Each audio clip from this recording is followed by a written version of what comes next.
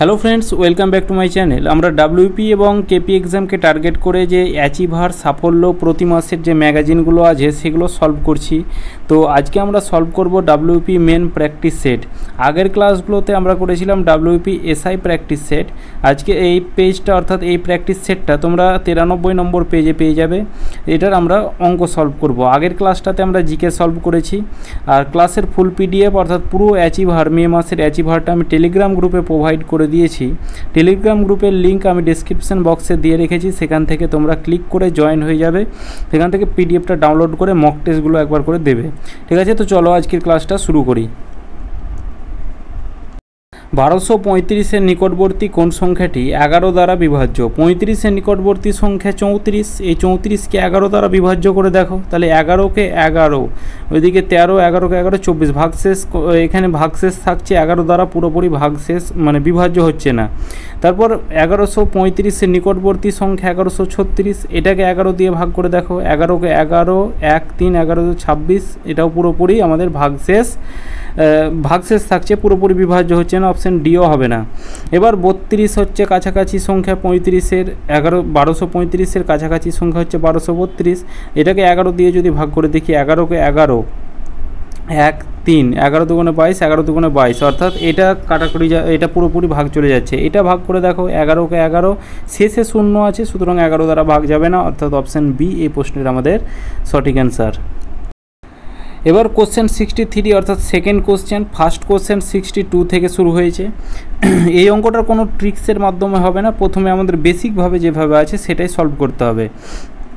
প্রথমে আমরা এই 2 প্লাস এই পাশে লিখে রাখছি যে 2 প্লাস এই ওপরে 3 আছে। এবার নিচেরটাকে আমরা সলভ করি। তাহলে 5 দুগুণে 10, 10 থেকে 1 মাইনাস করলে কত হবে? 9 হবে। তাহলে এটাকে আমরা সলভ করে কত পেলাম? 9/2 পেলাম। তাহলে এখানে 9/2 এই তলায় লিখবো, বাই 2টা উল্টে আবার ওপরে চলে যাবে, তাহলে 2 লিখলাম। এবার এটা এর ওপরে কি আছে? এইটা আমরা এটা সলভ করে, তার উপরে আছে 1 প্লাস ওপরে 4, আর এইটাকে তার নিচে যেটি আমরা এইটিকে সলভ করব। তাহলে 9 দুগুণে 18, আর এইদিকে 6 যদি যোগ করি, তাহলে 18 আর 6 যোগ করলে কত হবে? তার মধ্যে এটা একটু কাটাকুটি করে দাও, 3 3 9। তাহলে এদিকে 3 দুগুণে 6, এই 3-এর সাথে 2 গুণ করলে কত হবে? 3 দুগুণে 6, 6-এর সাথে 2 যোগ করলে 8, 8/3। তাহলে 8/3টা উল্টে আবার উপরে চলে যাবে। 4 দিয়ে কাটো, 4 দুগুণে 8। তাহলে এখানে এটাকে সলভ করলে কত হবে? 2 একে 2 আর 3, 5/2, 5/2 এটা সলভ করে পেলাম। এবার এই দিকটাকে সলভ করি, তাহলে 10কে 2 দিয়ে ভাগ করলে কত হবে? 5। এবার 1/2 এর সাথে যদি 5 গুণ করি, তাহলে কত হবে? 5/2। তাহলে এইটা আমাদের মাইনাস করতে হবে, কি মাইনাস করতে হবে 5/2 দিয়ে। এবার প্লাস 5/2 মাইনাস 5/2 কেটে গেল, সুতরাং আমাদের শূন্য পড়ে থাকলো, অপশান বি এই প্রশ্নের আমাদের সঠিক অ্যান্সার। কোশ্চেন 64, একজন ছাত্রকে কোনো সংখ্যার 7/11 অংশ হিসেব করতে বলায় সে সংখ্যাটিকে 7/11 দিয়ে গুণ করার পরিবর্তে সে 7/11 দিয়ে ভাগ করল। এর ফলে সঠিক উত্তর থেকে সে 144 বেশি পেল, তবে সংখ্যাটি কত? তাহলে সংখ্যাটাকে ধরলাম যে কত? সংখ্যাটাকে 1 ধরি, ঠিক আছে। ভগ্নাংশের অঙ্ক সবসময় 1 ধরে করলে কোনো মানে অসুবিধা হবে না। পার্সেন্টেজের অঙ্ক সবসময় 100 ধরে করতে হবে, ভগ্নাংশের অঙ্ক সবসময় 1 দিয়ে করতে হবে। তাহলে এখানে কি বলা আছে? 7/11, সেই সংখ্যাটিকে 7/11 দিয়ে গুণ করার পরিবর্তে সে 7/11 দিয়ে ভাগ করে দিয়েছে। তাহলে এই সংখ্যাটাকে কি 7/11 দিয়ে কি করে দিয়েছে? ভাগ করে দিয়েছে। তাকে কি করতে হতো? তাকে গুণ করতে হতো। তাহলে তাকে গুণ করতে হতো, তাহলে এখানে 1 গুণিত 7/11 এই তাকে গুণ করতে হতো, কিন্তু সে কি করেছে? সে করে দিয়েছে ভাগ। তাহলে এটা ভাগটাকে যদি গুণ করি, তাহলে কি হবে? নিচেরটা উপরে, উপরেরটা নিচে, তাহলে 11/7, আর এদিকে কত হচ্ছে? 7/11। এবার এদের বেশি বা কম বলা থাকলে কি হবে? বেশি বা কম বলা থাকলে পার্থক্য বলা আছে। তাহলে এখানে আমাদের এই সে ভাগ, ভুল উত্তরটা হচ্ছে 11/7, তাকে করতে হতো কি 7/11, কিন্তু সে করেছে কি 11/7 দিয়ে। তাহলে এদের পার্থক্য আমাদের দেখতে হবে। বেশি বা কম থাকলো মানে কি পার্থক্য। তাহলে 11/7 আর 7/11 পার্থক্য কত হবে? 7 আর 11 লসাগু কত হবে? 77 হবে। এই 7 দিয়ে যদি 77কে ভাগ করি, তাহলে কত হবে? 11। 11কে 11 দিয়ে গুণ করলে কত হবে? 121 মাইনাস। এবার 11কে 77 দিয়ে ভাগ করলে 7 হবে। এবার 7কে 7 দিয়ে গুণ করলে হবে 49। এবার এইটা ইকুয়াল টু কত? এবার এই পার্থক্যটাই বলা আছে 144 বেশি, তাহলে এটার ভ্যালুই হচ্ছে 144। তাহলে এদিকে কত হবে, এই 121 থেকে 49 9 2 11 4 1 5 5 এইদিকে 7 72 72 বাই 77 এইটা ইকুয়াল টু হচ্ছে 144। সমানে সামনাসামনি কাটা যায়, তাহলে 72 দুগুণে 144 হয়, তাহলে 1 ইউনিটের ভ্যালু কত হবে, 2-এর সাথে 77 গুণ হয়ে যাবে, কোনাকুনি গুণ, তাহলে এখানে 77 7 দুগুণে 14 7 দুগুণে 14 1 15 154। তাহলে সংখ্যাটা কত ধরেছিলাম 1 ইউনিট, তাহলে 1 ইউনিটের ভ্যালু কত পেলাম 154, তাহলে সঠিক সংখ্যাটা হচ্ছে 154। তিনটি চাকার পরিধি 2.7 মিটার 1.8 মিটার এবং 0.9 মিটার। যদি চাকাগুলি একই স্থান থেকে একই সময়ে চলতে শুরু করে তবে কমপক্ষে কত দূরত্বের চাকাগুলি পূর্ণ সংখ্যকবার আবর্তন করবে, মানে কমপক্ষে কত দূরত্ব, মানে আমাদের মিনিমাম ভ্যালুটা বের করতে হবে। তো মিনিমাম ভ্যালু যদি বের করে তখন আমাদের লসাগু বের করতে হয়। আর যদি বলা হতো যে সব থেকে বেশি কত দূরত্ব যেতে পারবে, এই এত মিটার করে, বেশি বললে হাইয়েস্ট ভ্যালু বললে আমাদের কী বের করতে হয়, গসাগু, এটা তোমরা জানো। আর কমপক্ষে অর্থাৎ মিনিমাম ভ্যালু বের করতে গেলে লসাগু। তাহলে এই 2.7 মিটার 1.8 মিটার আর 0.9 মিটারের লসাগু বের করো। তাহলে এখানে 27 দশমিকটাকে উঠাও, দশমিকের পর একটা সংখ্যা ছিল, নিচে একের পর একটা শূন্য, তারপর হচ্ছে কত 1.8, তাহলে এদিকে তলায় 10 এদিকে 9 তলায় 10, এই সংখ্যাগুলোর আমাদের লসাগু বের করতে হবে। এবার এই লসাগু বের করতে গেলে কি করতে হয়, নিচের সংখ্যা লসাগু যদি বের করতে হয় ভগ্নাংশের, তাহলে কি করতে হয়, ওপরের সংখ্যাগুলো লসাগু এলসিএম আর নিচের সংখ্যাগুলো কি গসাগু অর্থাৎ এইচসিএফ। ঠিক আছে, তাহলে এখানে প্রতিটাতে 10 আছে, তাহলে গসাগু তো 10 হবে। 27 18 54। অপশান, একটু অপশানের দিকে যদি তাকাও, 68 কোনো সংখ্যা দ্বারা ভাগ যায় না, এখানে 64 58 কোনো সংখ্যা দ্বারা ভাগ যায় না, 54 27 দুগুণে 54 3 18 54 6 9 54, এই তিনটে সংখ্যা দ্বারাই 54 ভাগ যায়। তাহলে এখানে আমাদের লসাগু হয়ে যাবে কত 54, আর নিচে 10 আছে, তাহলে ওপরে এক ঘর আগে দশমিক যাবে অর্থাৎ 5.4, অপশান সি সঠিক অ্যান্সার। একটি ভগ্নাংশের লব ও হরের সমষ্টি 13, 9 4 13 5 8 13 6 7 13। ঠিক আছে, লবের সঙ্গে 4 হরের সঙ্গে 10 যোগ করলে ভগ্নাংশটির মান 1/2 হয়, তবে ভগ্নাংশটি কত, লবের সাথে 4 আর হরের সাথে 10 যোগ করলে 1/2 হওয়ার কথা আছে, তো এখানে আমাদের কত হচ্ছে 8/19, অপশান এ হবে না। অপশান বি যদি দেখি, যদি লবের সাথে 4 আর হরের সাথে যদি 10 যোগ করি তাহলে এখানে কত হবে 9 তলায় কত 18, তাহলে 9 দুগুণে 18 অর্থাৎ ওপরে 1 তলায় 2, এটা দিয়ে কাটা দিলে 1/2, তাহলে অপশান বি হয়ে যাচ্ছে যে লবের সাথে 4 এবং হরের সাথে 10 যোগ করে ভগ্নাংশটি হয়ে যাচ্ছে 1/2। 1/1 গুণিত 2 1/2 গুণিত 3, এইভাবে আমাদের একটা দেখো পেয়ার খাটছে, প্রতিটার ডিফারেন্স দেখো 1 করে ডিফারেন্স। ঠিক আছে, প্রতিটার ডিফারেন্স 1 করে ডিফারেন্স, তাহলে প্রথমে কত আছে 1/1 আছে, সেটাকে লিখবো 1/1 মানে তো 1, এবার মাইনাস করব কি শেষের সংখ্যাটা দিয়ে 1/10, আর এর বাইরে কি করব, যেটা ডিফারেন্স থাকবে সেটাকে আমরা গুণ করব। যদি এখানে প্রতিটা ডিফারেন্স যদি 3 করে থাকতো 3 গুণ করতাম, 4 করে ডিফারেন্স থাকলে 4 গুণ করতাম, তো 1 গুণ করলে তো সেটার ভ্যালু সেটাই হবে। তাহলে 10 10 আর 1 মাইনাস করলে 9/10, নিচে একটা শূন্য আছে, ওপরে এক ঘর আগে দশমিক যাবে 0.9, এই প্রশ্নের আমাদের সঠিক অ্যান্সার। 91 টাকা এ বি সি এর মধ্যে এমনভাবে ভাগ করা হলো যাতে এ যা পায় বি তার থেকে 5 টাকা বেশি পায়, সি বি এর প্রাপ্ত টাকার দ্বিগুণের থেকে আবার 12 টাকা বেশি পায়, তাদের প্রাপ্ত টাকার অনুপাত কত? 3 জন পাচ্ছে, এ পাচ্ছে, বি পাচ্ছে আর সি পাচ্ছে। এ যা পায় বি তার থেকে 5 টাকা বেশি পায়, তাহলে এ যদি x টাকা পায় বি তার থেকে 5 টাকা বেশি পায় অর্থাৎ x প্লাস 5 টাকা পায়। সি কত টাকা পায়? সি পায় বি এর প্রাপ্ত টাকার দ্বিগুণ, তাহলে বি এর প্রাপ্ত টাকা কত? x প্লাস 5 এর দ্বিগুণ, এর দ্বিগুণের থেকে কি বলা আছে? 12 বেশি বলা আছে, প্লাস 12। তাহলে x অনুপাত x প্লাস 5 অনুপাত, এটার সাথে এটা গুণ করলে কত হবে? 2x প্লাস 10, 2 এর সাথে x গুণ করলে 2x প্লাস 5 দুগুণে 10 প্লাস 12। তাহলে এদিকে এটা 12 আর 10 যোগ করলে কত হবে? 22, তাহলে এটাকে একবারে লিখে দিলাম। এবার টোটাল টাকাটা হচ্ছে 91 টাকা, কিন্তু এখানে দেখব টোটাল টাকা কত? x আর এদিকে 2x, তাহলে টোটাল হচ্ছে কত? টোটাল হচ্ছে 4x টাকা প্লাস 5 আর 22 যোগ করলে কত হবে 27, তাহলে এদিকে 27, এটা হচ্ছে আমাদের টোটাল টাকা, কিন্তু এখানে বলা আছে 91 টাকা, এটার ভ্যালুই হচ্ছে কত 91 টাকা। প্লাস 27টা এদিকে গেলে কী হবে -27 হয়ে যাবে, তাহলে 4x এটাই করলো কত, এদিকে 4 2 1 3 6 64, 4 16 64, এক্সের ভ্যালু কত পেলাম 16 পেলাম। এক্সের ভ্যালু যখন 16 পেলাম, তাহলে এখানে বলা আছে তাদের টাকার অনুপাত কত, তাহলে এ কত টাকা পাবে, প্রথমে এক্সের ভ্যালু, তাহলে এ পাচ্ছে 16 টাকা, বি কত টাকা পাচ্ছে, তাহলে 16 আর 5 কত হচ্ছে 21 টাকা, তাহলে 16 আর 5 যোগ করলে 21, মানে এক্সের ভ্যালু 16, 16 আর 5 যোগ করলে 21, তাহলে 16 আর 21 দেখো এই অনুপাতেই আছে।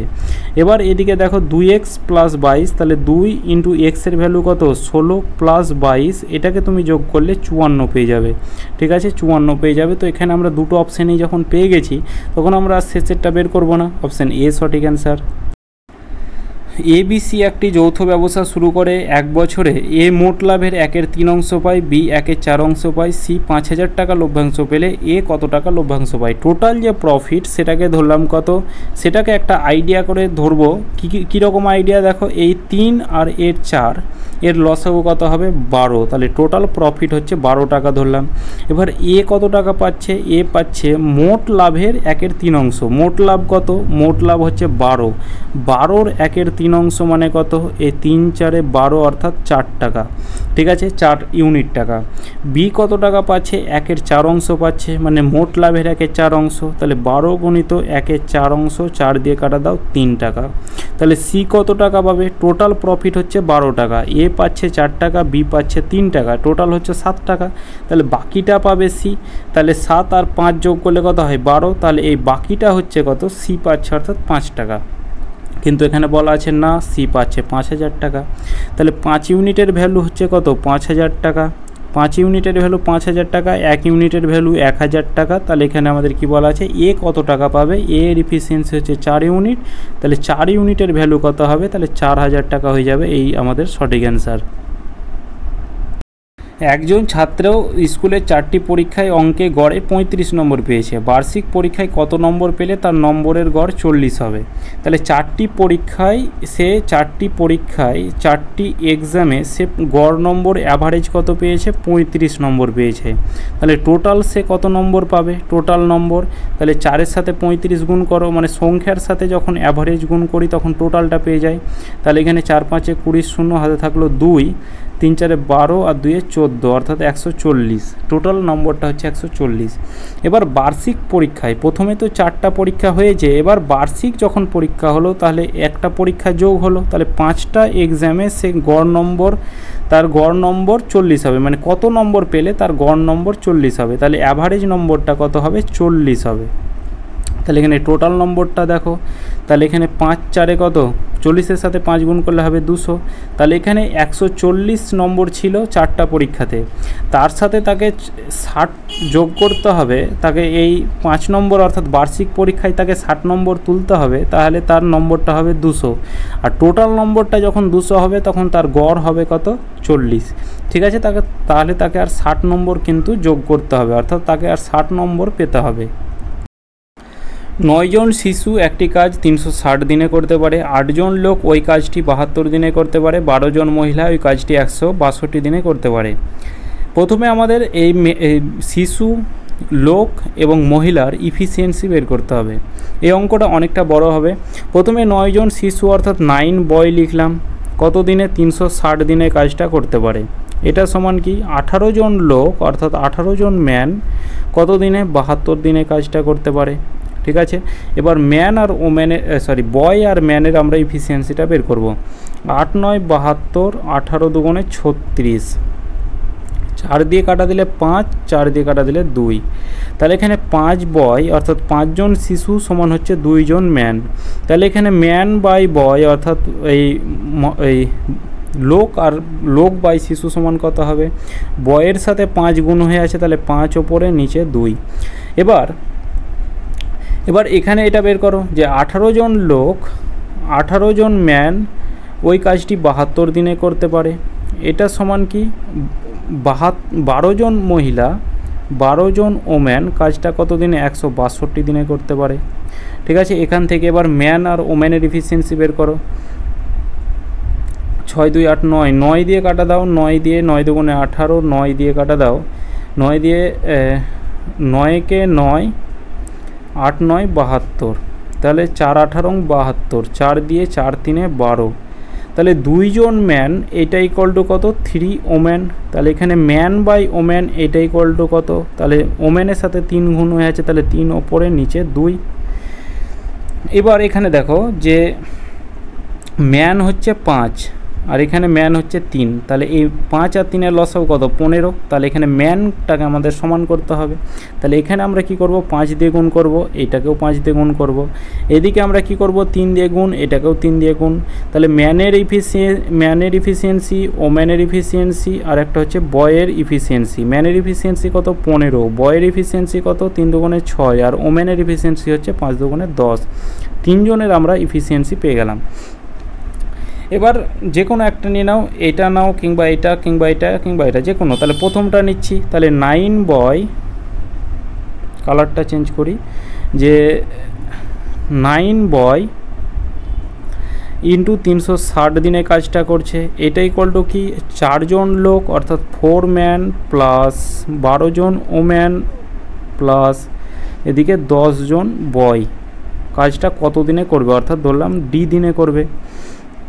9 বয়ের ইফিসিয়েন্সি কত, বয়ের ইফিসিয়েন্সি হচ্ছে 6, তাহলে 9 ইন্টু 6 গণিত 360 এটা ইকুয়াল টু কত। 4 ম্যানের ইফিসিয়েন্সি কত 15, তাহলে 4-এর সাথে 15 গুণ করলে হচ্ছে 60 যোগ চিহ্ন। 12 ওমেনের ইফিসিয়েন্সি 10, তাহলে 120 যোগ চিহ্ন। বয়ের ইফিসিয়েন্সি হচ্ছে কত, বয়ের ইফিসিয়েন্সি হচ্ছে আমাদের বয়ের ইফিসিয়েন্সি হচ্ছে 6, তাহলে 6 10 60, 160 120 240, এটি সবটি যোগ করলে কত হবে 240 গণিত দিন। এবার এখানে আমি এটা আর বললাম না যে কমা দেওয়া থাকলে বা ও বলা থাকলে আমাদের কি করতে হয় যোগ করতে হয়, আর বা বলা থাকলে সমান দিতে হয়। তো এখানে প্রতিটাতেই তো কমা আছে আর ও আছে, মানে যোগ করতে হবে, অর্থাৎ এটা যোগ করে আমরা মানগুলো পুট করলাম। এবার এখানে দিনের মানটা কাটাকুটি করে বের করে দিলেই অ্যান্সার চলে আসবে। তাহলে এখানে কাটা দাও 4 6 24 40, একটা শূন্য কাটা গেল, 4 9 36, তাহলে দিন ইকুয়াল টু কত 9 9 81, অর্থাৎ 81 দিন কিন্তু মানে এই 81 দিনে কিন্তু 4 জন লোক 12 জন মহিলা 10 জন শিশু এই কাজটি করতে পারবে। একটি নল দ্বারা একটি খালি চৌবাচ্চা 20 মিনিটে জলপূর্ণ হয়। নলটি দ্বারা প্রতি মিনিটে যতটা জল প্রবেশ করে তার 1/6 অংশ চৌবাচ্চার নিচের ছিদ্র দিয়ে বেরিয়ে যায়। চৌবাচ্চাটি পূর্ণ হতে কত সময় লাগবে? তাহলে 1/6 অংশ নিচের ছিদ্র দিয়ে বেরিয়ে যায়, মানে 6 ভাগের মধ্যে 1 ভাগ জল বেরিয়ে যায়। তাহলে পূর্ণ হয় কত ভাগ, মানে কত অংশ? 6 ভাগের মধ্যে 1 ভাগ যদি বেরিয়ে যায় তাহলে 5 ভাগ পূর্ণ হয়, বা বাকিটা তোমরা এইভাবে বের করতে পারো যে এই 5/6 হবে, এই পূর্ণ হয়। কিন্তু এখানে বলা আছে কত মিনিটে, 20 মিনিটে, তাহলে এখানে এটা হচ্ছে 20 মিনিটে পূর্ণ হয়। টোটাল চৌবাচ্চাটি পূর্ণ হতে কত সময় লাগবে? টোটাল এই ভগ্নাংশের অঙ্ক সবসময় আমাদের 1 ইউনিটের মান বের করলেই আমাদের অ্যান্সার চলে আসবে। তাহলে এদিকে 1 ইউনিটের ভ্যালু কত হবে 20 মিনিট, আর এদিকে 5/6 সেটা হয়ে যাবে কত, এই সমানের এদিকে গেলে 6/5 হয়ে যাবে। 5 দিয়ে কাটা দাও, 4 5 20, 4 6 24, অর্থাৎ 24 মিনিটে কিন্তু সেটা পূর্ণ হবে। ঠিক আছে, 24 মিনিট অপশন এ। 40 কিলোমিটার দূরবর্তী কোনো স্থানে 10 কিলোমিটার প্রতি ঘন্টা গতিবেগে গিয়ে পূর্বের স্থানে ফিরে আসতে এক ব্যক্তির মোট 6 ঘন্টা সময় লাগে। ফিরে আসার সময় ব্যক্তির গতিবেগ কত ছিল? ফিরে আসার সময় ব্যক্তির গতিবেগ ছিল x কিলোমিটার প্রতি ঘন্টা। তাহলে এখানে টোটাল টাইম হচ্ছে 6 ঘন্টা, আর টাইম ইকুয়াল টু কি? টাইম ইকুয়াল টু হচ্ছে দূরত্ব বাই গতিবেগ। তাহলে দূরত্ব কত আছে 40 কিলোমিটার, আর বাই গতিবেগ যাওয়ার সময় তার গতিবেগ ছিল 10 কিলোমিটার প্রতি ঘন্টা। টোটাল টাইম যখন বলা আছে মোট, মানে যোগ করব। আসার সময় গতিবেগ, তার দূরত্ব 40 কিলোমিটারই, তার গতিবেগটা কত x কিলোমিটার প্রতি ঘন্টা। এই টাইমটা ইকুয়াল টু কত 6 ঘন্টা। এটা দিয়ে কাটা দিলে তো 4, তাহলে এখানে 40/x এটা ইকুয়াল টু কত 6 প্লাস 4টা এদিকে গেলে -4 হয়ে যাবে। তাহলে এখানে 40/x এটা ইকুয়াল টু কত, এটা 6 থেকে 4 বাদ দিলে 2, 2 দিয়ে কাটা দাও 20, এদিকে কিছু নেই তলায়, মানে 1 আছে, তাহলে 20-র সাথে 1 গুণ করলে 20 হবে। তাহলে x ইকুয়াল টু কত 20 কিলোমিটার প্রতি ঘন্টা। 250 মিটার দৈর্ঘ্যের একটি চলমান ট্রেন সামনের দিক থেকে 4 কিলোমিটার প্রতি ঘন্টা বেগে হেঁটে আসা এক ব্যক্তিকে 10 সেকেন্ডে অতিক্রম করে। ট্রেনটির গতিবেগ কত? ট্রেনটির গতিবেগ ধরলাম x কিলোমিটার প্রতি ঘন্টা। তাহলে একই দিকে যখন আসে একটি চলমান সামনের দিকে, মানে ট্রেন সামনের দিক থেকে হেঁটে আসে এক ব্যক্তিকে 10 সেকেন্ড অতিক্রম করে, সামনের দিক থেকে আসছে, তাহলে এই ব্যক্তিটা আসছে এদিক থেকে, ট্রেনটা আসছে এদিক থেকে, তাহলে রিলেটিভ স্পিড কী হবে? যোগ চিহ্ন হবে। যখন পরস্পরের সামনের দিক থেকে আসে তখন রিলেটিভ স্পিড যোগ হয়। তাহলে এখানে 4 কিলোমিটার প্রতি ঘন্টা আর ট্রেনের গতিবেগ হচ্ছে এক্স কিলোমিটার প্রতি ঘন্টা, তাহলে রিলেটিভ স্পিড হবে কত? এক্স প্লাস 4 কিলোমিটার প্রতি ঘন্টা। এবার এখানে টাইমটা হচ্ছে 10 সেকেন্ড বলা আছে, এখানে দূরত্ব বলা আছে এত, তাহলে টাইম ইকুয়াল টু কি? দূরত্ব বাই গতিবেগ। তাহলে দূরত্ব বাই গতিবেগটা কি? রিলেটিভ স্পিডটা হবে, অর্থাৎ এক্স প্লাস 4, এটা ইকুয়াল টু কত? 10 সেকেন্ড। এবার এটা আমাদের দেখো মিটারে আছে, এটা সেকেন্ডে আছে, এটা কিলোমিটার প্রতি ঘন্টাতে আছে, কারণ এটা কিলোমিটার প্রতি ঘন্টা আছে। এটাকে কি করো? মিটার প্রতি সেকেন্ড করে দাও, অর্থাৎ 5/18 দিয়ে গুণ করো, বাই 18টা উল্টে আবার উপরে চলে যাবে। এইটা আমরা এইখানে আমরা এটা ধরে দিয়েছিলাম এক্স কিলোমিটার প্রতি ঘন্টা, এইটাকে যে মিটার প্রতি সেকেন্ড করলাম তা বলে কি এই তারপরে যে আবার কিলোমিটার প্রতি ঘন্টা করতে হবে এটা নয়, এই যেটাই এক্সের মান আসবে সেটাই আমাদের অ্যান্সার হবে। ঠিক আছে, তাহলে এদিকে একটা শূন্য কাটা গেল, 5 দিয়ে 5 5 25, 5 18 90, তাহলে 90, 5 18 90, এটা ইকুয়াল টু কত? এক্স প্লাস 4-এর সাথে এদিকে কিছু নেই মানে 1 আছে, গুণ করলে কত হবে? এক্স প্লাস 4ই হবে। তাহলে এক্স ইকুয়াল টু কত হবে? 90 প্লাস 4টা এদিকে গেলে কী হবে? -4, তাহলে কত হবে? 86। তাহলে এখানে এক্সের ভ্যালু হবে 86 কিলোমিটার প্রতি ঘন্টা। এখানে যে এখানে মিটার প্রতি সেকেন্ড করলাম বলে এটা কি মিটার প্রতি সেকেন্ড হবে না, এইখানে কোনো প্রভাব পড়বে না। ঠিক আছে, এখানে কোনো প্রভাব পড়বে না, তাহলে এখানে এটা সঠিক অ্যান্সার হয়ে যাবে। যদি এটাকে তোমরা কি করতে, যে এটাকে যদি তোমরা মিটারটাকে কিলোমিটারে আনতে, এইটাকে আবার ঘন্টাতে আনতে, সেই ঘুরে ফিরে 86 অ্যান্সার আসতো। স্থির জলে নৌকার বেগ 12 কিলোমিটার প্রতি ঘন্টা, স্রোতের অনুকূলে নৌকাটি কোনো স্থানে গিয়ে তার দ্বিগুণ সময়ে ফিরে আসে। তাহলে অনুকূলে যাচ্ছে আর ফিরে আসা মানে সেটাকে প্রতিকূল বলা হয়। তাহলে যাচ্ছে এবং তার দ্বিগুণ সময়ে ফিরে আসছে, তাহলে দ্বিগুণ সময়ে ফিরে আসছে, যাচ্ছে তখন 1 ইউনিট সময়ে, ফিরে আসছে অর্থাৎ প্রতিকূলে আসা মানে সেটা হচ্ছে দ্বিগুণ সময় মানে 2 ইউনিট সময়ে। এটা হচ্ছে টাইমের রেশিও। স্পিডের রেশিও কী হবে? স্পিডের রেশিও উল্টে যায়, অর্থাৎ 2:1 হয়। ঠিক আছে, এবার এখান থেকে আমরা কি বলা আছে? নৌকার বেগ বলা আছে, তাহলে এটাকে একটাকে 2x ধরি, একটাকে x ধরি। ঠিক আছে, তাহলে এখানে নৌকার বেগ কী হবে? নৌকার বেগ ইকুয়াল টু অনুকূল প্লাস প্রতিকূল বাই 2, এটা ইকুয়াল টু হচ্ছে বোট স্পিড। অনুকূল কত আছে? 2x, আর x যোগ করলে কত হবে? 3x বাই 2, এটা ইকুয়াল টু কত? বোট স্পিড বলা আছে 12 কিলোমিটার প্রতি ঘন্টা। 3 দিয়ে কাটা দাও, 3 4 12, x ইকুয়াল টু 4 2 8, এক্সের ভ্যালু 8 পেলাম।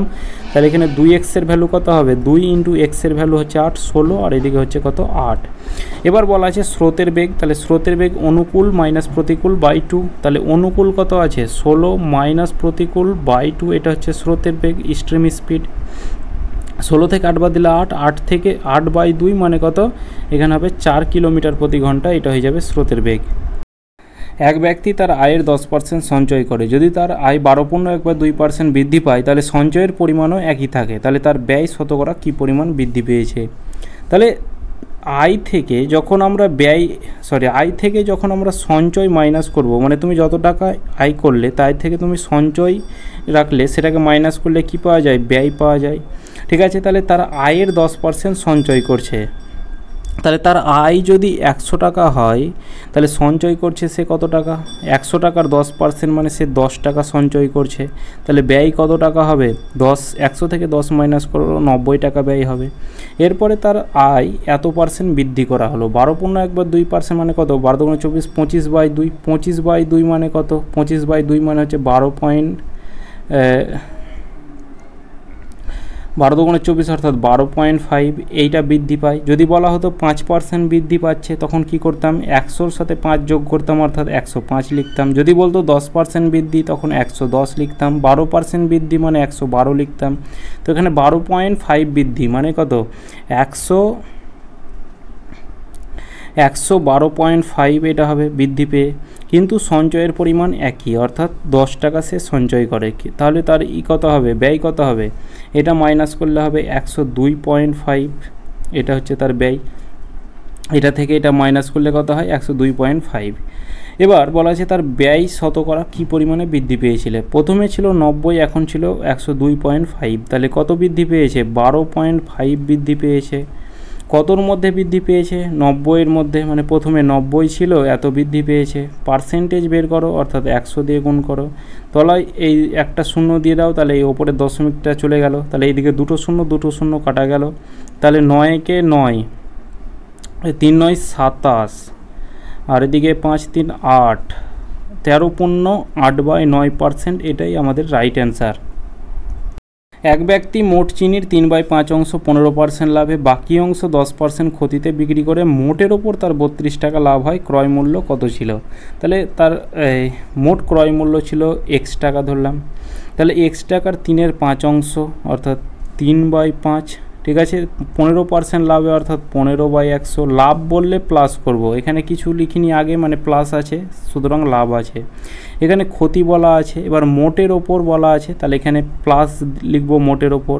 এবার কি করব, মাইনাস ক্ষতি বললে মাইনাস লিখব, তাহলে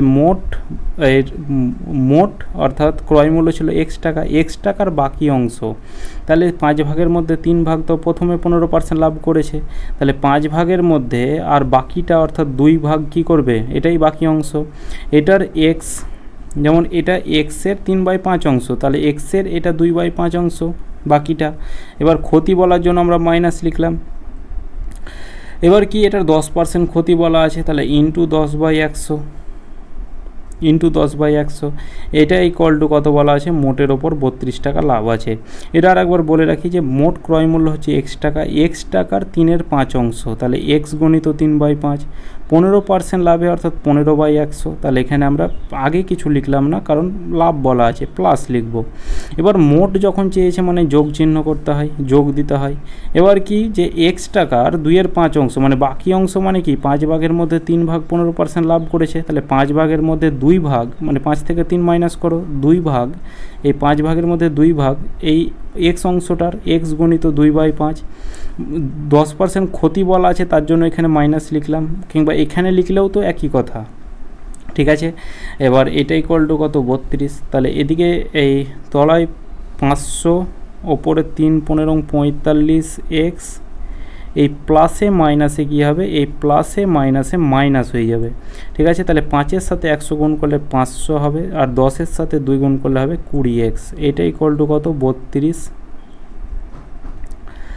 তাহলে এদিকে 500 যদি লসাগু হয়, তাহলে ওপরে কত হবে, 45 থেকে 20 মাইনাস করো, অর্থাৎ 25x, এটা ইকুয়াল টু কত, 32।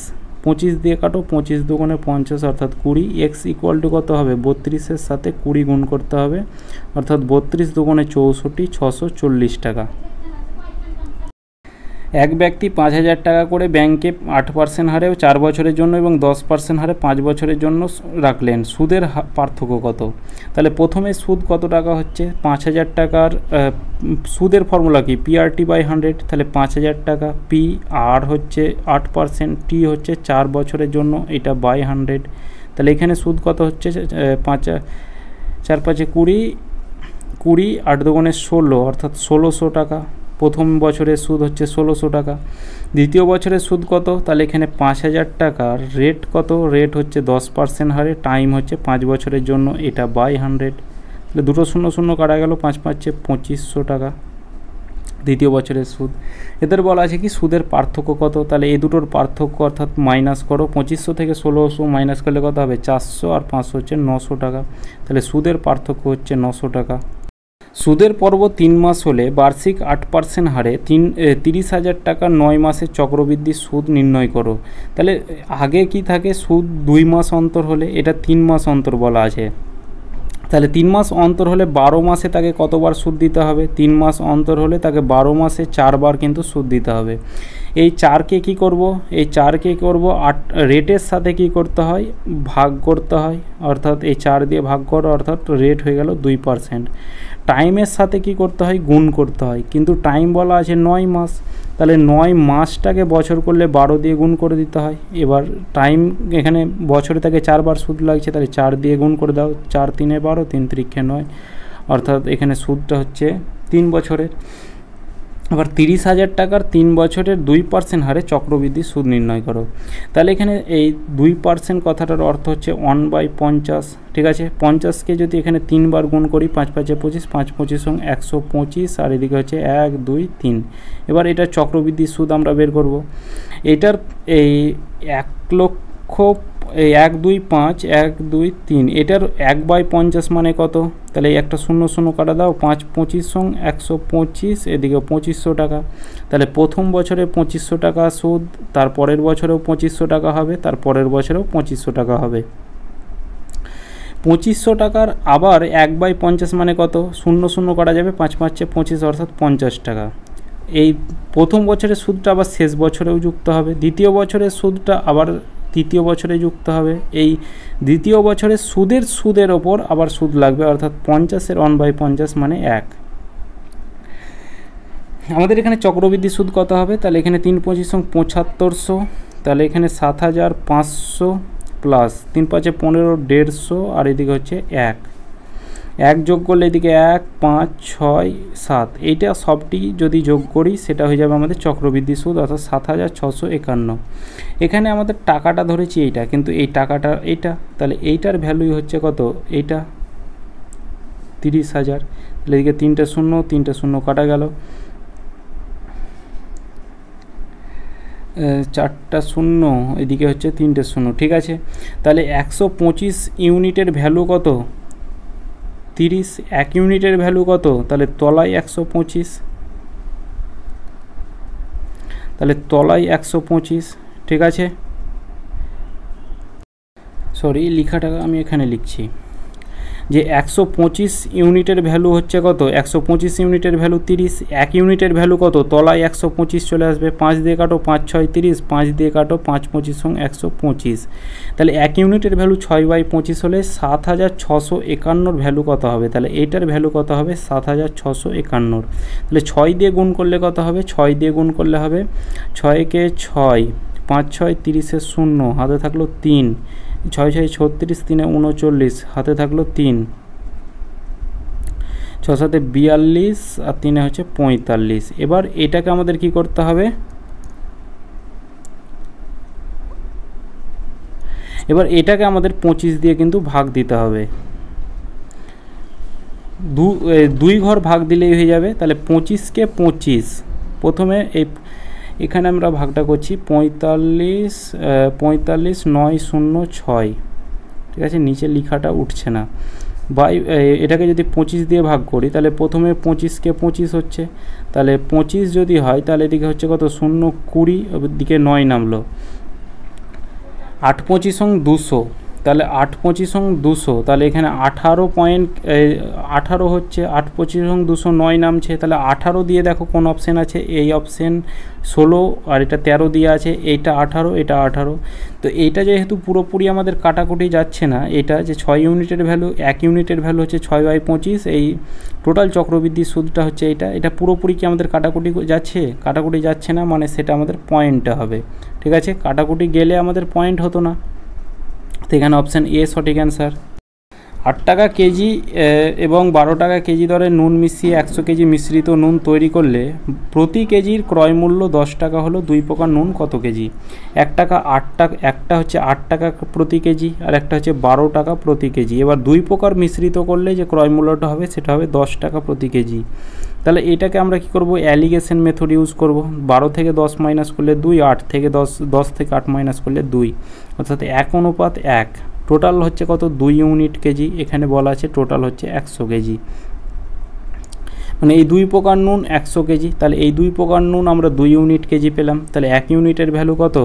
50। তাহলে এখানে বলা আছে এই 2 প্রকার নুন কত কেজি করে মেশানো দরকার? তাহলে 1 ইউনিটের ভ্যালু 50, তাহলে এটাও 50 কেজি করে মেশাবে, এটাও 50 কেজি করে মেশাবে, কারণ এটাও 1 ইউনিট, এটাও 1 ইউনিট। তাহলে এখানে আমাদের হয়ে যাবে অপশান বি, 50 কেজি করে মেশানো হলো। 20 মিটার দীর্ঘ 5 মিটার প্রশস্ত একটি আয়তাকার বাগানের মাঝখান দিয়ে দৈর্ঘ্য প্রস্থ বরাবর প্রসারিত রাস্তার ক্ষেত্রফল 46 বর্গমিটার হলে রাস্তাটা কত মিটার চওড়া? তাহলে এটা আমাদের একটা আয়তক্ষেত্র, আয়তক্ষেত্রের মাঝ বরাবর রাস্তা আমাদের এই রকম আছে। এবার দৈর্ঘ্য বলা আছে 20 মিটার চওড়া আর প্রস্থ বলা আছে 5 মিটার চওড়া। এবার রাস্তাটি আমাদের কি বলা আছে, এবার আমাদের প্রশস্ত রাস্তার ক্ষেত্রফল দেওয়া আছে 46 বর্গমিটার দৈর্ঘ্য প্রস্থ বরাবর। তাহলে এটাকে এক কাজ করি, আমরা এক্স ধরে নিই যে রাস্তাটা কত মিটার চওড়া, এক্স মিটার চওড়া। তাহলে দৈর্ঘ্য বরাবর কত মিটার চওড়া হবে, তাহলে 20x মিটার চওড়া হবে।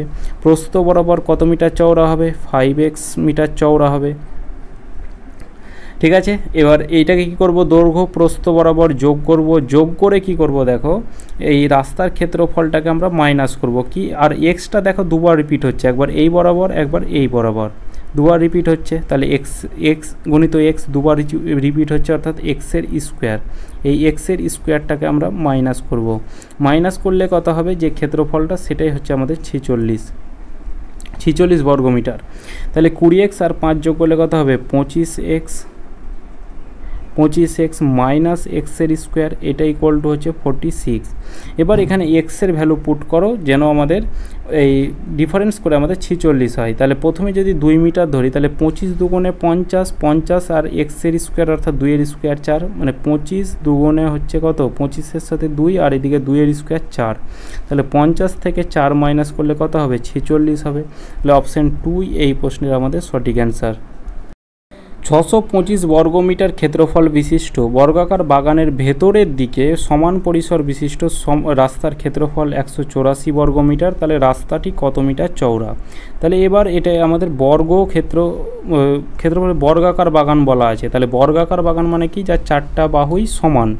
ঠিক আছে, এবার এর ক্ষেত্রফল বলা আছে কত, 625 বর্গমিটার। আর ক্ষেত্রফলের ফর্মুলা আমরা কি জানি, বাহুর স্কোয়ার, এটা ইকুয়াল টু কত, 625। আর ক্ষেত্রের ক্ষেত্রফলের ফর্মুলা কি, বাহুর স্কোয়ার। তাহলে বাহু ইকুয়াল টু কী হবে, স্কোয়ার উঠে এদিকে রুট হবে 625, যেটা বাইরে বেরিয়ে এসে 25 হবে। তাহলে প্রতিটা বাহুর ভ্যালু পেলাম কত, বর্গক্ষেত্রে যে প্রতিটা বাহু সেটা হচ্ছে 25 মিটার করে। এবার 25 মিটার করে এবার ভেতরের দিকে সমান রাস্তা, অর্থাৎ ভেতরের দিকে এরকম সমান পরিসর বিশিষ্ট রাস্তার ক্ষেত্রফল বলা আছে 184 বর্গমিটার। তাহলে রাস্তা কত মিটার চওড়া। তাহলে এই বাইরের যে ক্ষেত্রফল, বর্গাকার বাগানের বাইরের ক্ষেত্রফল কত আছে, বাইরের ক্ষেত্রফল হচ্ছে 625 বর্গমিটার। এবার এই ভেতরের ক্ষেত্রফলটা কত বলা আছে, 184 বর্গমিটার। তাহলে এই ভেতরের বর্গক্ষেত্রটা আমাদের এই রাস্তার ক্ষেত্রফলটা কত হবে, তাহলে এটাকে মাইনাস করো, মানে এই ভেতরের যে বর্গক্ষেত্র ভেতরের দিকে গেলে কি করতে হয়, মাইনাস করতে হয়। আর বাইরে যদি বলতো, এই ধরো এইটা আমাদের বলা থাকতো, এবার বাইরে বললে আমরা সেটাকে যোগ করতাম। তাহলে এই ভেতরের যে বর্গাকার বাগানের ক্ষেত্রফল কত হবে, তাহলে 625 থেকে 184 মাইনাস করো, তাহলে এদিকে কত হচ্ছে, 1 8 4 12 441 বর্গমিটার। এটা হচ্ছে ভেতরের বাগানের বর্গাকার বাগানের ক্ষেত্রফল। তাহলে এইখানে বর্গাকার বাগানের ক্ষেত্রফলের ফর্মুলা হচ্ছে বাহুর স্কোয়ার, এটা ইকুয়াল টু 441। তাহলে বাহু ইকুয়াল টু কত হবে, রুট 441, যেটা বাইরে বেরিয়ে এসে 21 হবে। তাহলে এখানে এই যে ভেতরের প্রতিটা বাগানের, মানে ভেতরের যে বর্গাকার বাগানের বাহু হচ্ছে 21 সেন্টিমিটার আর বাইরেটার হচ্ছে 25 সেন্টিমিটার। এবার রাস্তাটা কত মিটার চওড়া, তাহলে 25 থেকে 21 মাইনাস করো, তাহলে 4 মিটার চওড়া। এবার 4 মিটারটা কি করে হবে, এবার এইদিকে হবে আমাদের কত, এইদিকে হবে 2 মিটার চওড়া। 4 মিটার হলে এইদিকে 2 মিটার, এদিকে 2 মিটার, আবার এইদিকে 2 মিটার, এদিকে 2 মিটার। তাহলে 25 থেকে 21 মাইনাস করলে 4 মিটার। তাহলে এখানে রাস্তাটি কত মিটার চওড়া, 4 মিটার যখন বলা থাকবে, মানে আমাদের 4 মিটারটা হবে কি, এই দিকটা আর এদিকটা মিলে 4 মিটার। তাহলে এক দিকটা বের করলেই হবে, তাহলে এক দিকটা হবে 2 মিটার। অপশান এ সঠিক অ্যান্সার। একটি সমকোণী সমদ্বিবাহু ত্রিভুজের পরিসীমা 2√2 ব্র্যাকেটে √2 + 1 সেমি হলে তার ক্ষেত্রফল কত। সমকোণী সমদ্বিবাহু ত্রিভুজের পরিসীমার ফর্মুলা হচ্ছে বাহু √2, পরিসীমার ফর্মুলা বাহু √2, আর এদিকে হচ্ছে √2 + 1। এটা হচ্ছে আমাদের এই সমকোণী সমদ্বিবাহু ত্রিভুজের পরিসীমার ফর্মুলা। আর পরিসীমা বলা আছে আমাদের এইটা, তাহলে এইটা ইকুয়ালটি হচ্ছে 2√2, এদিকে হচ্ছে √2 + 1। এইদিকে আমাদের কি হবে, এই √2 + 1 এটা কাটা যাবে, √2 কাটা যাবে, তাহলে বাহুর মান পেয়ে গেলাম কত, 2। তাহলে এখানে আমাদের তার ক্ষেত্রফল, সমকোণী সমদ্বিবাহু ত্রিভুজের ক্ষেত্রফলের ফর্মুলা হচ্ছে হাফ ইন্টু বাহুর স্কোয়ার। ঠিক আছে, হাফ ইন্টু বাহুর স্কোয়ার, হাফ ইন্টু বাহু মানে কি 2-এর স্কোয়ার অর্থাৎ 4। তাহলে 2 দিয়ে কাটো 2 অর্থাৎ 2 বর্গ সেন্টিমিটার হয়ে যাবে ক্ষেত্রফল। কোশ্চেন 84, 14 সেমি বাহু বিশিষ্ট বর্গাকার তামার পাত থেকে সর্ববৃহৎ 4টি বৃত্তাকার পাত কেটে নেওয়ার পর বাকি অংশের ক্ষেত্রফল কত। আমি এখানে বৃত্তাকারগুলো এঁকে রেখেছি, যে এখানে বর্গক্ষেত্র এইরকমভাবে থাকবে যে প্রতিটার সাথে লেগে থাকবে, ঠিক আছে, এইভাবে। এবার এটার আমাদের কি বলা আছে, যে বর্গক্ষেত্রে এখানে কি বলা আছে, বাকি অংশের এই 4টা পাত কেটে নেওয়ার পরে বাকি অংশ, তাহলে এই বাকি অংশগুলোর আমাদের ক্ষেত্রফল চেয়েছে। তাহলে এই বাকি অংশগুলোর ক্ষেত্রফল কি করে বের করব, এই যে বর্গক্ষেত্রের ক্ষেত্রফল থেকে এই 4টা বৃত্তের ক্ষেত্রফল যদি মাইনাস করি তবে আমরা কি পাবো, এই বাকি অংশের ক্ষেত্রফল পেয়ে যাব। তাহলে এখানে বর্গক্ষেত্রের ক্ষেত্রফল কি, তার আগে এখানে আমি এটা রেখে রাখি যে বাহু বলা আছে কত, বর্গাকার 14 সেমি বাহু বিশিষ্ট বর্গাকার তামার পাত। তাহলে এখানে এই টোটাল এই বর্গক্ষেত্রের বাহু বলা আছে 14 সেন্টিমিটার। তাহলে এখান থেকে আমি এটা যদি আমি একটা সলভ করি, যে এই মাঝ বরাবর এটা টানি, এই মাঝ বরাবর এটা টানি, তাহলে এই মানটাও টোটাল মানটা হবে 14 সেন্টিমিটার, এই মানটাও 14 সেন্টিমিটার, এই মানটাও 14 সেন্টিমিটার। যেহেতু এইটা সমান, এই দাগটা যদি এই বাহুটা সমান হয় তাহলে এটাও সমান, এটাও সমান। তাহলে এটাকে একটু অর্ধেক অর্ধেক করে নিই, এটা হবে 7 সেন্টিমিটার, এটা 7 সেন্টিমিটার, এটা 7, এটা 7, মানে 7 আর 7 যোগ করলেই তো 14 হয়। এটা অর্ধেক হবে 7, এটা অর্ধেক হবে 7। তাহলে এখানে একটা বৃত্ত আছে, টোটাল এইভাবে দেওয়া আছে, পুরো কাটা আছে, মানে কি এটা আমাদের টোটাল ব্যাস বলা আছে 7 সেন্টিমিটার। আর ব্যাসার্ধ মানে অর্ধেকটা হচ্ছে ব্যাসার্ধ, তাহলে অর্ধেক, 7-এর অর্ধেক মানে কত হবে, 7/2, এটা হচ্ছে আমাদের ব্যাসার্ধ। তাহলে এখানে এই বর্গাকার ক্ষেত্রফলের ফর্মুলা কি, 14 স্কোয়ার। এই বর্গক্ষেত্রের ক্ষেত্রফল থেকে মাইনাস করতে হবে বৃত্তের ক্ষেত্রফল। বৃত্তের ক্ষেত্রফলের ফর্মুলা হচ্ছে πr স্কোয়ার। আর এদিকে 4টা বৃত্ত আছে তাই আমরা 4 দিয়ে গুণ করব। তাহলে 4 গণিত পাই মানে হচ্ছে কত, 22/7, আর এদিকে r স্কোয়ার। তাহলে 4টা কেন গুণ করলাম, এখানে 4টা বৃত্তের আমরা ক্ষেত্রফল বের করব তাই। তাহলে 4 গণিত 22/7, আর এদিকে r স্কোয়ার মানে কত, 7/2, আর এদিকে হচ্ছে 7/2। এই 2 দুগুণে 4, আর এই 4 কাটা গেল, এই 7 কাটা গেল, 7 দুগুণে 14, 7 14, 154। তাহলে এখানে কত হচ্ছে, 22-এর সাথে 7 গুণ করলে হবে 154। এটা আমাদের বৃত্তের ক্ষেত্রফল মাইনাস করব। তাহলে 14 স্কোয়ার 196, এটা থেকে 154 যদি মাইনাস করি তাহলে 6 থেকে 4 বাদ দিলে 2, আর এদিকে হচ্ছে কত, 4, 42 বর্গ সেন্টিমিটার। এটাই হয়ে যাবে আমাদের রাইট অ্যান্সার। একটি কেরোসিন টিনের দৈর্ঘ্য, প্রস্থ উচ্চতা 24 সেমি, 35 সেমি এবং 3.1 মিটার, এত মিটার এবং এত মিটার আয়তঘন ট্যাঙ্কের যে কেরোসিন আছে তা ওই রূপে কতগুলি টিন আছে। তাহলে এটাও দেখো দৈর্ঘ্য প্রস্থ উচ্চতা আছে, এদিকেও দৈর্ঘ্য প্রস্থ উচ্চতা আছে। তাহলে টিনের যে এই আয়তনের ফর্মুলা কি, দৈর্ঘ্য প্রস্থ ইন্টু উচ্চতা। তাহলে মিটারটাকে যদি সেন্টিমিটার করি তাহলে 100 দিয়ে গুণ করতে হয়।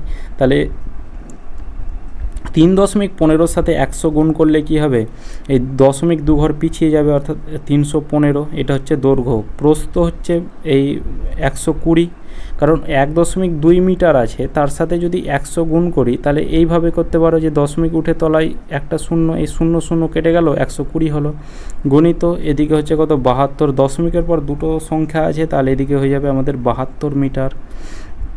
এটা বাই কি, এটাকে ভাগ করে দাও, যে কতগুলি টিন যখন বের করবে একটা আয়তঘনকে আর একটা আয়তঘন দিয়ে ভাগ করে দিলেই আমাদের সেই সংখ্যাটা বেরিয়ে যাবে। এবার আর একটা সংখ্যা কত, 24 সেন্টিমিটার। এদিকে আমাদের 24 সেন্টিমিটার দুটো আছে, আর একটা হচ্ছে 35 সেন্টিমিটার। এটাকে আমাদের কাটাকুটি করতে হবে। 3 24 72, 3 8 24, 5 দিয়ে 5 7 35, 5 দিয়ে 5 4 7 28, আর 5 7 35, 4 দিয়ে কাটা দাও 2, 4 দিয়ে কাটা দাও 30,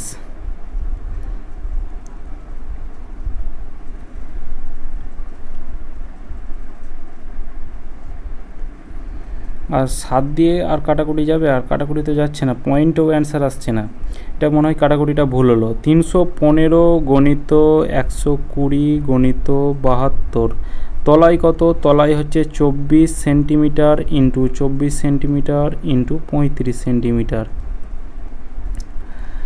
5 দিয়ে কাটা দাও, 5 7 35, 5 দিয়ে কাটা দাও, 5 2 10, 5 4 4 5 20, 24 24 কাটা গেল, 3 3 24 72, 7 দিয়ে কাটা দাও, 7 দিয়ে 3 7 21, 4 7 28 আর 5 7 35, ঠিক আছে। 45-এর সাথে 3 গুণ করলে কত হবে? 3 5 15 আর 5 হাতে থাকলো 1, 3 4 12 আর 1 13, 135টি কিন্তু পার্ট তৈরি হবে। Option D. প্রথম ক্যালকুলেশনটা একটু ভুল হয়ে গেছিল, তাহলে অপশান ডি এই প্রশ্নের আমাদের রাইট অ্যান্সার হবে। তো এটাই শেষ কোশ্চেন ছিল আজকের ক্লাস এতদূর পর্যন্ত। তো ক্লাসটি কেমন লাগলো অবশ্যই কমেন্ট করে জানাবে। চলো দেখা হচ্ছে নেক্সট ক্লাসে।